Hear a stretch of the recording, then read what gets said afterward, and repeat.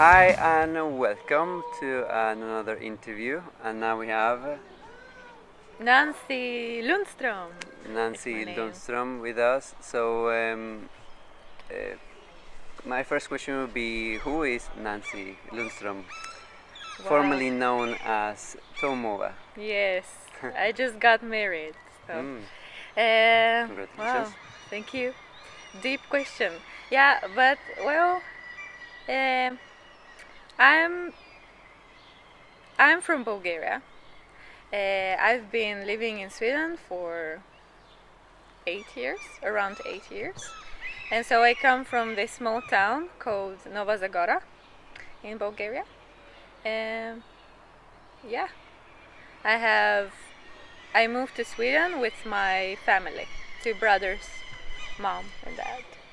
Yeah. 8 years ago, and you moved to where in Sweden? To Småland, to Nybro. Yes, again a small town. I guess we love small towns. Yeah. And you came when you came. You went to school. You were in.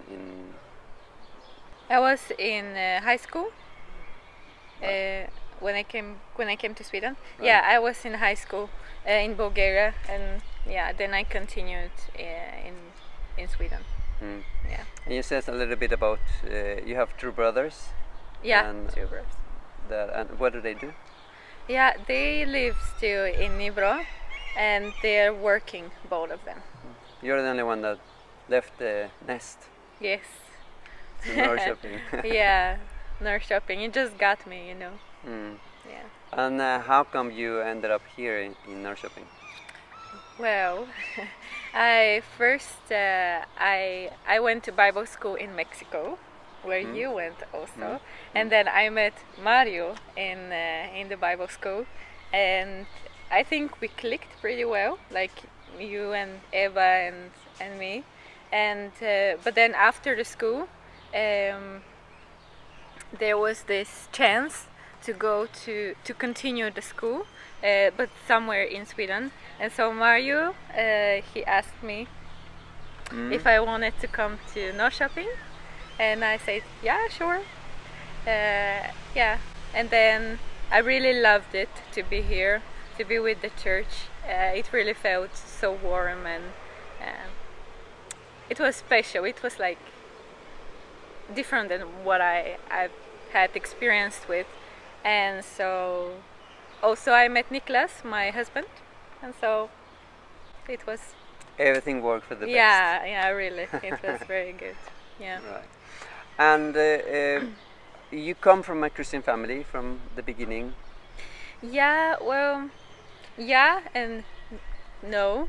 The thing is that my family is Christian, but I think I was around 5 when they stopped going to church, and then after that, I don't think that we've talked so much about God, maybe a little bit, but not really. So I never really had this relationship with God, or like this, to grow up in a family, in a Christian family, like, like traditionally, where you go to church and hear the gospel and hear the Bible and so on.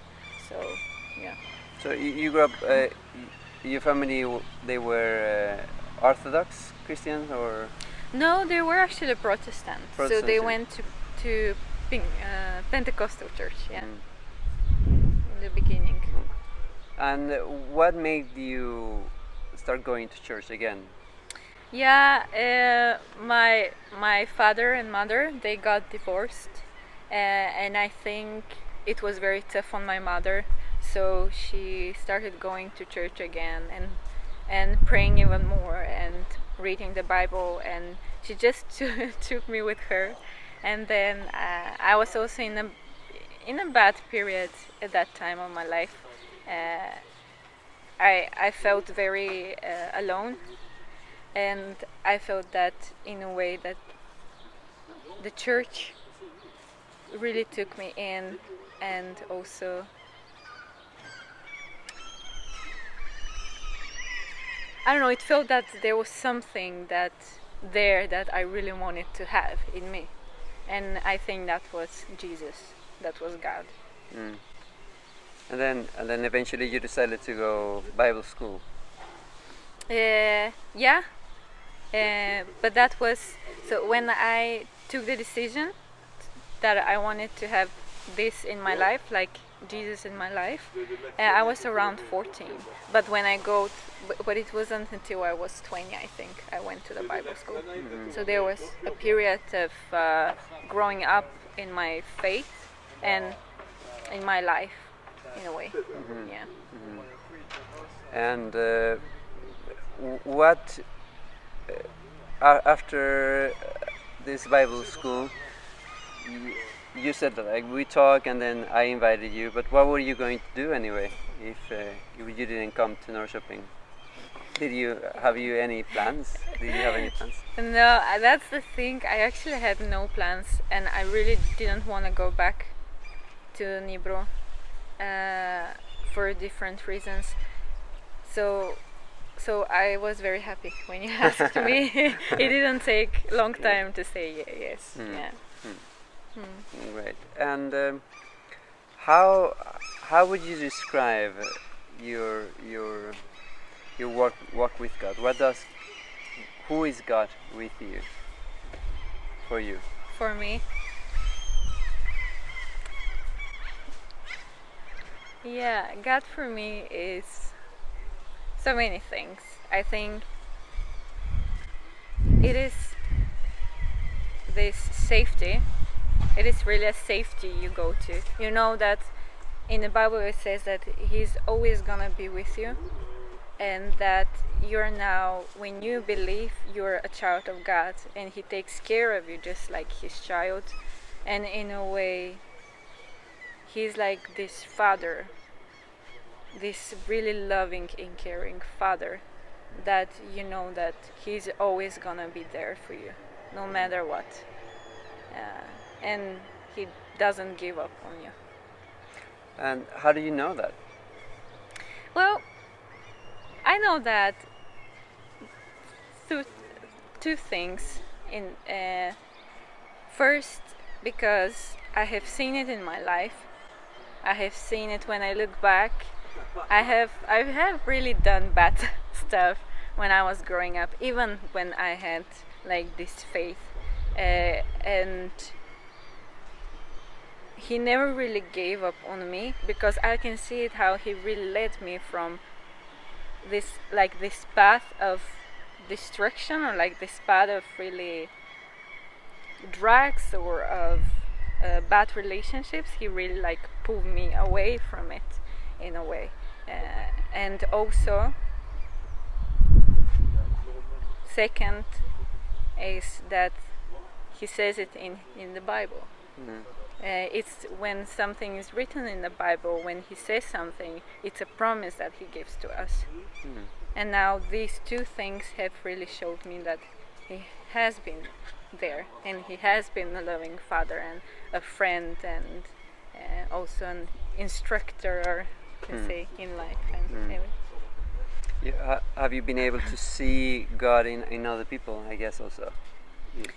Yeah, absolutely. Mm. One of the ways He's taking care of me is absolutely through other people, and not only like taking care of me, but it's like the way you can see Him working in people, helping other people, is very beautiful.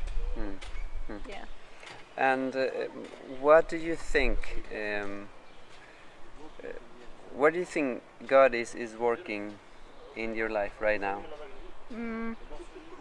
Or maybe also what is the parts that you want God to do? What are the things that if Jesus comes now and meets us, like?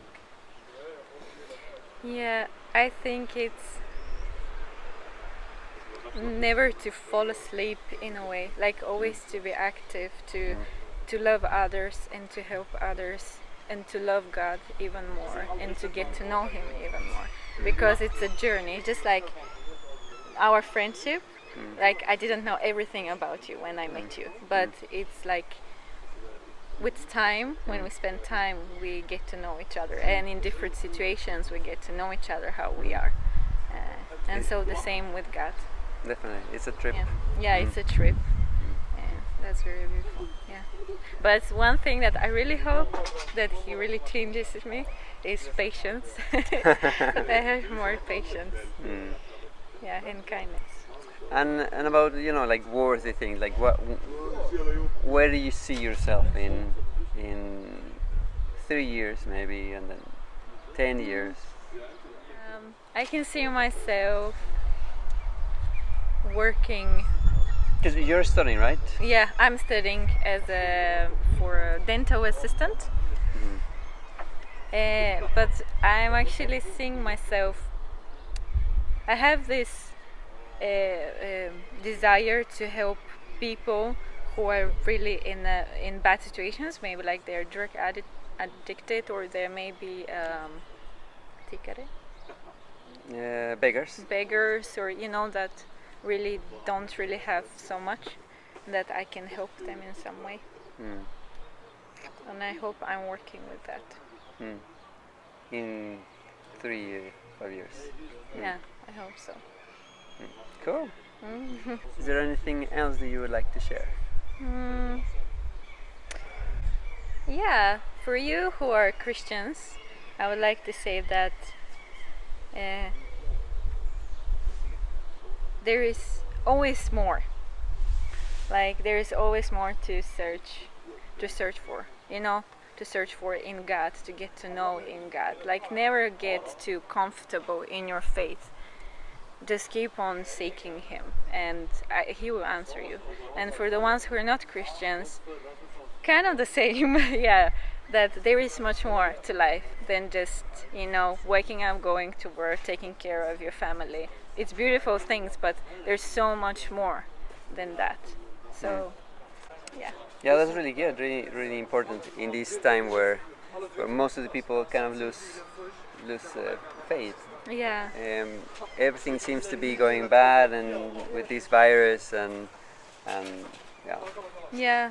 things in the world. Yeah. But there is really good things before us, Yeah. ahead of us, and Really. they're really amazing things that God has for us. Yeah. If we believe in Him. Yeah, really.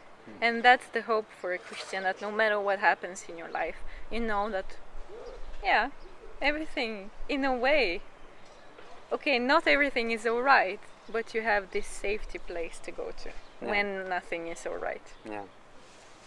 Even in the hard situations, something really awesome is going to come out of that. Yeah, absolutely. Yeah. If you only trust in God and His promises that He's always with you. Awesome. Well, thank you, Nancy. Thank you. Yeah. Thank you.